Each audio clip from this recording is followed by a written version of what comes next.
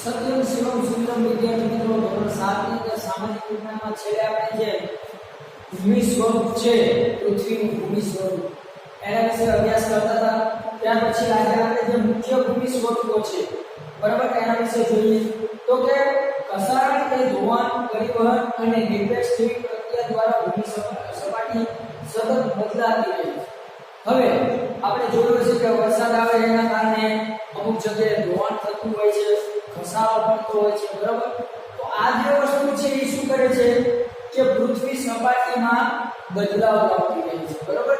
એટલે કે ઘસાણ ધોવાણ કે નિરપેક્ષ રીતે પરિવહન થતું હોય એ ભૂમિ સપાટી પર સતત બદલાવ લાવતું હોય છે બરાબર. પૃથ્વીની સપાટી પર ખડકોના તૂટવાથી ઘસારણની ક્રિયા થાય છે. હવે પૃથ્વીની સપાટી જે છે એમાં જે ખડકો છે બરાબર, જે ઊંચા ઊંચા ખડકો હોય છે આપણે બધા જોયું છે ખડકો હોય એ શું થાય છે તો કે તૂટી જાય છે. તો એના કારણે જે ઘસારો થાય એની ક્રિયા થતી હોય છે. ભૂમિ સપાટી પર જળ, પવન અને હિમ જેવી વિવિધ ઘટકો દ્વારા થતો ક્ષયનો ઘસારણ કહીએ છીએ.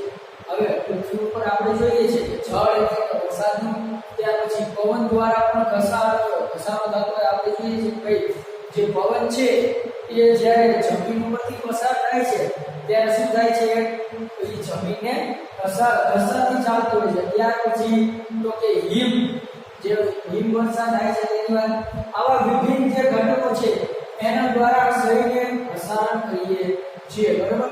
પવન, જળ વગેરે ઘસારણી પદાર્થોને એક સ્થળેથી બીજા સ્થળે લઈ જાય છે.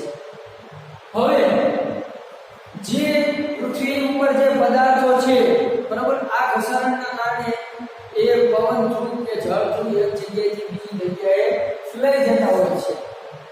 તેને પરિવહન કહે છે. શું કહે છે મિત્રો? તો તે પરિવહન કહે છે. અને તે પદાર્થનું અન્યત્ર નિષ્પેક્ષ પણ કરે છે. ઘસારણથી નિક્ષેપણ સુધીની આ પ્રક્રિયા પૃથ્વીની સપાટી પર વિવિધ ભૂમિ સ્વરૂપનું નિર્માણ કરે છે. હવે આ જે નિક્ષેપણ સુધીની જે પ્રક્રિયા છે ઘસારણથી એટલે કે એક જગ્યાએથી ઘસારો પડી બીજી જગ્યાએ વસ્તુ જાય બરાબર, જે પદાર્થ જાય છે, આ જે પ્રક્રિયા છે એ ભૂમિ સ્વરૂપ જે છે એમાં બદલાવ લાવે છે બરાબર. બદલાવ લાવે છે અને વિભિન્ન ભૂમિ સ્વરૂપનું નિર્માણ કરે છે. હવે ત્યાર પછી જોઈએ નદીનું કાર્ય છે. તો નદીના પાણીથી જમીનનું ઘસારણ થાય છે. આપણે જોઈએ છીએ આ ચિત્રની અંદર આપ્યું છે જળ પ્રવાહ બરાબર. તો આ જે નદી વહેતી હોય જ્યાંથી બરાબર, એ નદી શું કરે છે સાથે સાથે તો કે જે જમીન છે એનું ધોવાણ પણ કરતું એટલે ઘસારણ થાય છે. જ્યારે નદી નક્કર ખડક પરથી સીધા ઢોળાવવાળી ખીણ કે નીચાણવાળી ભૂમિમાં પડે તો તેને જળપ્રપાત કે જળધોધ પણ કહે છે. હવે આપણે આ જળપ્રપાત કે જળધોધ પણ કહીએ છીએ કારણ કે એવી રીતે પહાડ જેવું હોય અથવા તો એવો ધોધ હોય જે નક્કર ઓલા ઉપર નદી વહેતી હોય બરાબર, નક્કર જમીન.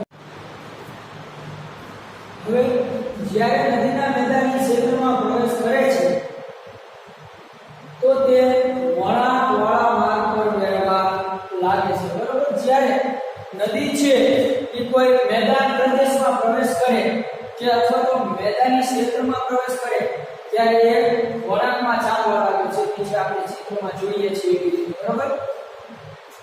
નદીના આ મોટા વળાંકોને સર્પાકાર વહન માર્ગ કહે છે. કેવો માર્ગ કહે છે? સર્પાકાર વહન માર્ગ બરાબર.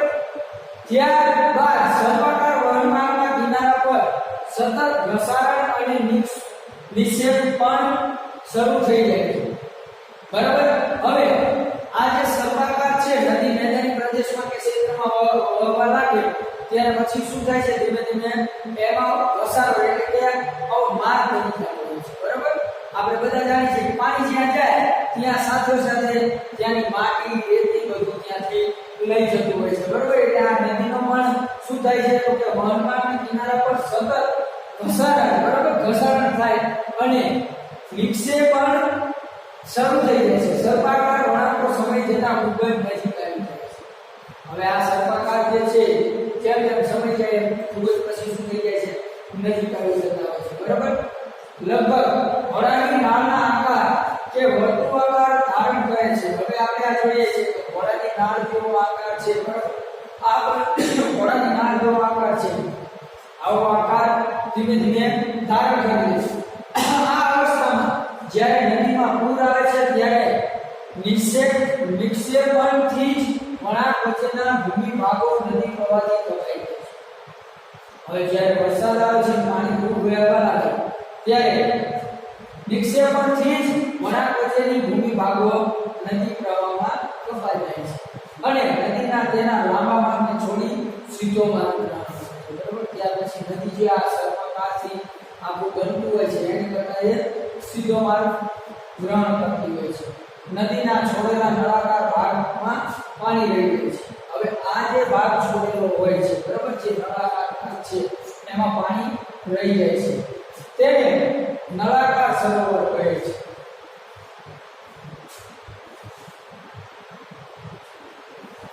શું કહે છે તેને? નળાકાર સરોવર. બરાબર? હવે ક્યારેક નદી પોતાના કિનારાથી બહાર વહેવા લાગે છે, પરિણામે નજીકના વિસ્તારોમાં આગ અને અન્ય પદાર્થોનું નિક્ષેપણ કરે છે, તેને પૂરના મેદાનો કહે છે. તેનાથી સમતલ ભરપૂર પૂરના મેદાનનું નિર્માણ થાય છે. હવે ખાસ કરીને નદીનું પાણી જે છે એ ક્યારેક શું કરે તો કે આ જે એનો માર્ગ બનાવ્યો હોય એ કિનારા હોય એની ઉપર વહન કરવા લાગે છે. બરાબર? કારણ કે વધુ વરસાદ થાય એટલે આ કિનારા બધું ડૂબાઈ જાય છે અને માથેથી પાણી જતું હોય છે. પણ આ પાણી જે છે એ શું કરે છે, જે મેદાન છે એને કામના બનાવે છે. બરાબર? માટી એ રીતે એક કસાટ દ્વારા લઈ જાય છે, જેને આપણે કામના મેદાનો પણ કહીએ છીએ અને ફળદ્રુપ પૂરના મેદાનનું નિર્માણ પણ થાય છે. જ્યારે નદીના બંને કિનારા મોટા પ્રમાણમાં કામ માટીના નિક્ષેપણથી લાંબા અને ઓછી ઊંચાઈવાળા અનેક ઢગ રચાય છે. બરાબર? હવે આ કામ અને રેતી જે છે, બરાબર, અથવા તો માટી છે, એના કારણે શું થાય છે તો કે લાંબા, ઊંચાઈ અને નીચાણવાળા કોઈ પણ ઢગના માર્ગ રચાય છે. ત્યારથી તેને કુદરતી તટબંધ કહે છે. બરાબર? અને તેને કુદરતી તટબંધ કહે છે. સમુદ્ર સુધી પહોંચતા સુધીમાં નદીનો પ્રવાહ ધીમો થઈ જાય છે. હવે નદી જે છે એ જ્યારે સમુદ્ર સુધી પહોંચવામાં હોય ત્યારે એનો પ્રવાહ કેવો થઈ જાય છે? ધીમો. તથા નદી અનેક પ્રવાહોમાં વિભાજિત થઈ જાય છે. બરાબર? એવું મેદાન આવે પછી નદી રહી એ અલગ અલગ માર્ગમાં વિભાજિત થઈ જાય છે, જેને શાખા કે પ્રશાખા કહેવામાં આવે છે. અહીં નદીની ગતિ ધીમી થઈ જાય છે કે તે પોતાની સાથે લાવેલ કામ, રેતી, માટી અને અન્ય પદાર્થનું નિક્ષેપણ કરવા લાગે છે. દરેક શાખા પ્રશાખા પોતાનું મુખનું નિર્માણ કરે છે. હવે આ જે નદી છે એની સાથે લાવેલી રેતી, કામ, માટી, બરાબર, આ બધી જે વસ્તુ છે અને અન્ય જે પદાર્થો છે એનું નિક્ષેપણ કરી અને દરેક શાખામાં પોતાનું મુખનું નિર્માણ કરે છે. બધા મુખોના નિક્ષેપણ તથાથી મુખ ત્રિકોણીય એટલે ડેલ્ટાનું નિર્માણ થાય છે. બરાબર? ત્યાર પછી વિદ્યાર્થી મિત્રો આ નદી જે છે કોની સાથે ભળી જાય છે?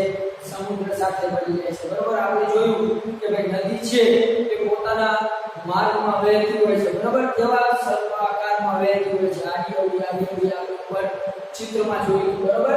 ત્યાર પછી ધીમે ધીમે અમુક કિનારાઓ બહાર વહેવા લાગે છે. હવે આપણે આજે નદી વિશે જે માહિતી મેળવી ત્યાર પછી આગળના જે લેક્ચર છે એમાં સમુદ્રના મોજાનું કાર્ય શું છે એના વિશે ચર્ચા કરીશું. અસ્તુ.